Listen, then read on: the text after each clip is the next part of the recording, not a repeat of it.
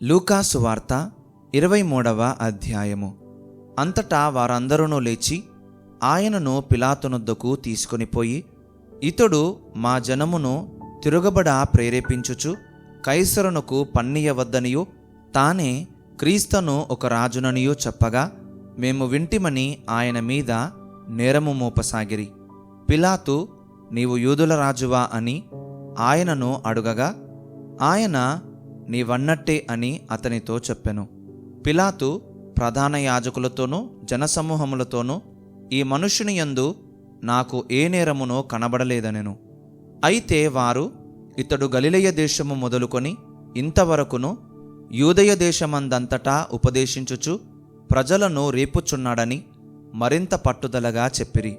పిలాతు ఈ మాట విని, ఈ మనుష్యుడు గలిలయుడా అని అడిగి, ఆయన హేరోదు అధికారము క్రింద ఉన్న ప్రదేశపు వాడని తెలుసుకొని హేరోదునొద్దకు ఆయనను పంపెను. హేరోదు ఆ దినములలో యెరూషలేములో ఉండెను. హేరోదు యేసును చూచి మిక్కిలి సంతోషించెను. ఆయనను గూర్చి చాలా సంగతులు విన్నందున ఆయన ఏదైనను ఒక సూచక క్రియ చెయ్యగా చూడ నిరీక్షించి బహుకాలము నుండి ఆయనను చూడగోరెను. ఆయనను చూచినప్పుడు చాలా ప్రశ్నలు వేసినను ఆయన అతనికి ఉత్తరమేమియూ ఇయ్యలేదు. ప్రధాన యాజకులను శాస్త్రులను నిలువబడి ఆయన మీద తీక్షణముగా నేరము మోపిరి. హేరోదు తన సైనికులతో కలిసి ఆయనను తృణీకరించి అపహసించి ఆయనకు ప్రశస్తమైన వస్త్రము తొడిగించి పిలాతునొద్దకు మరలా పంపెను. అంతకుముందు హేరోదును పిలాతును ఒకనికొకడు శత్రువులయ్యుండి ఆ దినముననే ఒకనికొకడు మిత్రులైరి. అంతటా పిలాతు ప్రధాన యాజకులను అధికారులను ప్రజలను పిలిపించి, ప్రజలు తిరగబడినట్లు చేయుచున్నాడని మీరీ మనుష్యుని నా యొద్దకు తెచ్చితిరే. ఇదిగో, నేను మీ ఎదుట ఇతనిని విమర్శింపగా మీరితని మీద మోపిన నేరములలో ఒక్కటైనను నాకు కనబడలేదు. హేరోదునకు కూడా కనబడలేదు. హేరోదు అతని మా యొద్దకు తిరిగి పంపెను గదా. ఇదిగో, మరణమునకు తగినదేదియూ ఇతడు చెయ్యలేదు.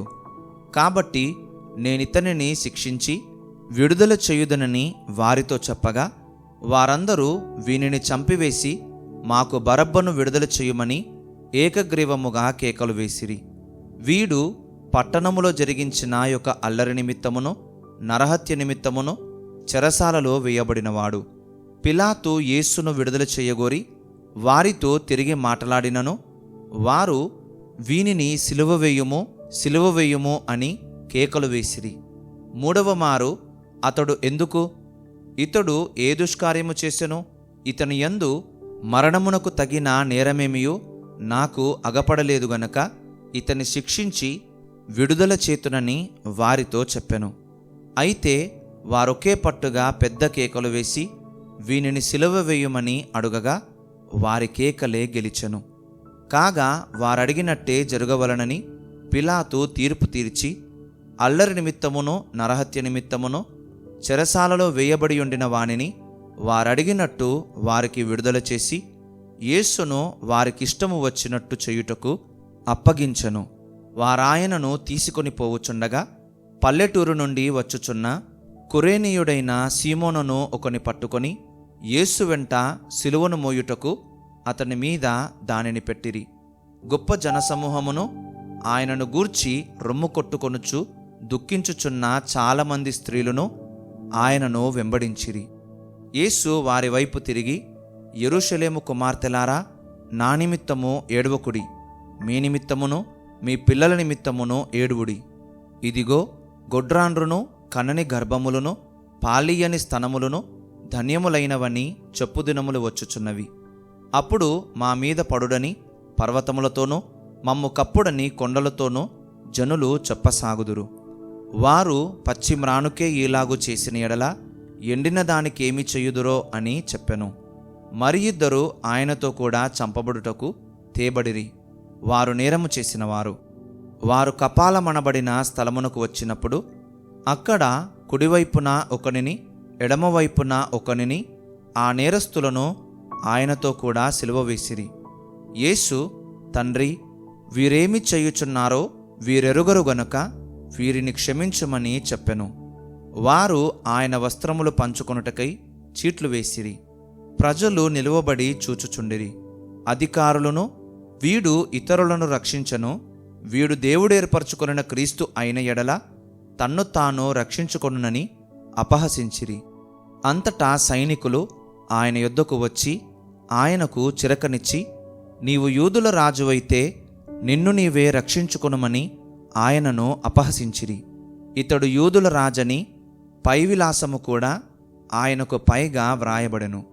వ్రేలాడవేయబడిన ఆ నేరస్తులలో ఒకడు ఆయనను దూషించుచు, నీవు క్రీస్తువు గదా, నిన్ను నీవు రక్షించుకొనుము, మమ్మును కూడా రక్షించుమని చెప్పెను. అయితే రెండవవాడు వానిని గద్దించి, నీవు అదే శిక్షావిధిలో ఉన్నావు గనక దేవునికి భయపడవా? మనకైతే ఇది న్యాయమే. మనము చేసిన వాటికి తగిన ఫలము పొందుచున్నాము గాని ఈయన ఏ తప్పిదమును చెయ్యలేదని చెప్పి ఆయనను చూచి, యేసు, నీవు నీ రాజ్యములోనికి వచ్చునప్పుడు నన్ను జ్ఞాపకము చేసుకొనుమనెను. అందుకాయన వానితో, నేడు నీవు నాతో కూడా పరదైసులో ఉందువని నిశ్చయముగా నీతో చెప్పుచున్నానెను. అప్పుడు రమారమి మధ్యాహ్నమాయెను. అది మొదలుకొని 3 గంటల వరకు ఆ దేశమంతటి మీద చీకటి కమ్మెను. సూర్యుడు అదృశ్యుడాయెను. గర్భాలయపు తెర నడిమికి చినిగెను. అప్పుడు యేసు గొప్ప శబ్దముతో కేకవేసి, తండ్రి, నీ చేతికి నా ఆత్మను అప్పగించుకొనుచున్నానెను. ఆయన ఇలాగు చెప్పి ప్రాణము విడిచెను. శతాధిపతి జరిగినది చూచి, ఈ మనుష్యుడు నిజముగా నీతిమంతుడై ఉండెనని చెప్పి దేవుని మహిమపరచెను. చూచుటకై కూడివచ్చిన ప్రజలందరూ జరిగిన కార్యములు చూచి రొమ్ము కొట్టుకొనుచు తిరిగి వెళ్ళిరి. ఆయనకు నెలవైన వారందరూ గలిలయ నుండి ఆయనను వెంబడించిన స్త్రీలను దూరముగా నిలుచుండి వీటిని చూచుచుండిరి.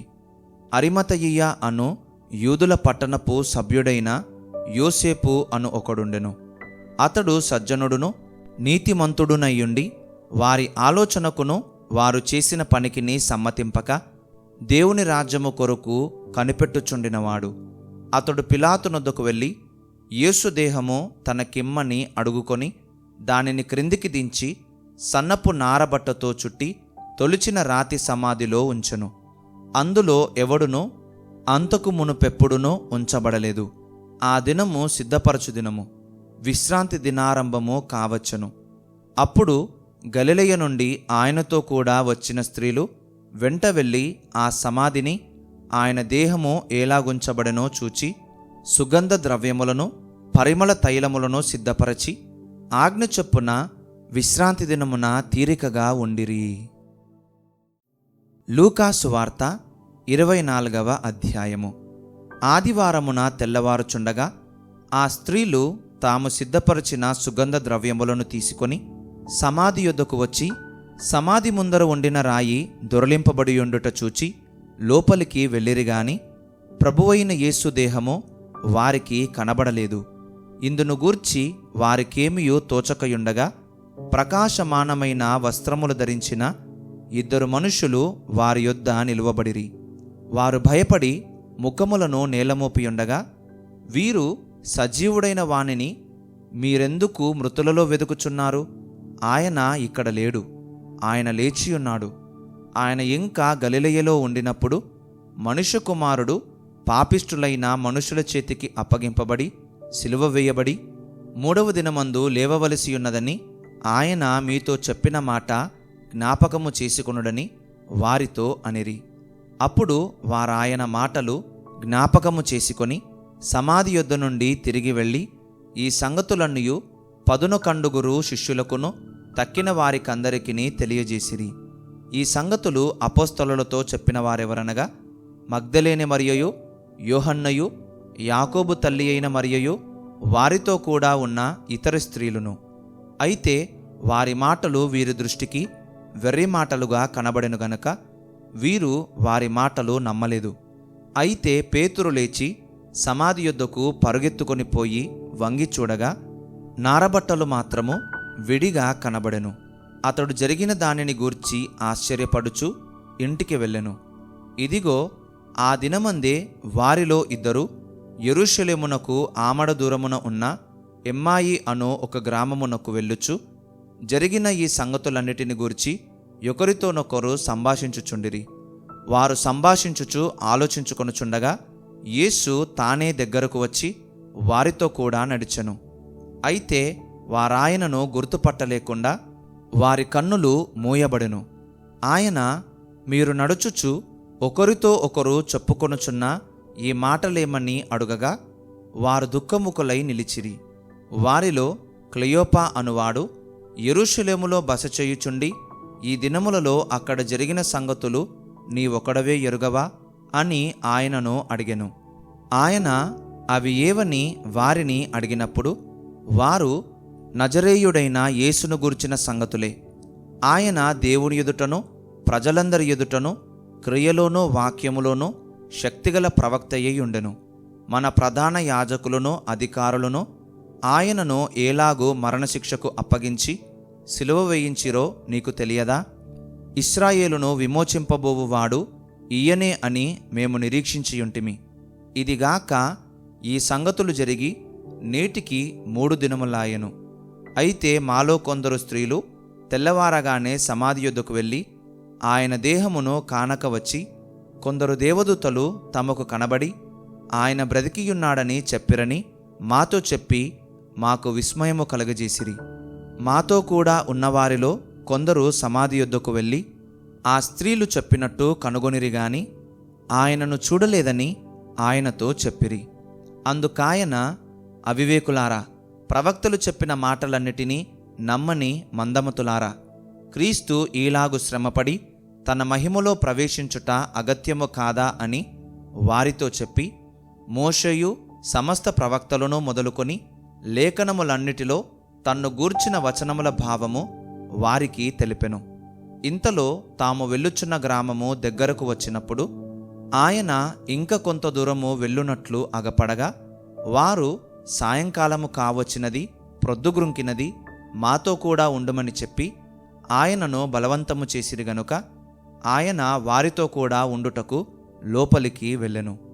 ఆయన వారితో కూడా భోజనమునకు కూర్చున్నప్పుడు ఒక రొట్టెను పట్టుకొని స్తోత్రము చేసి దాన్ని విరిచి వారికి పంచిపెట్టగా వారి కన్నులు తెరవబడి ఆయనను గుర్తుపట్టిరి.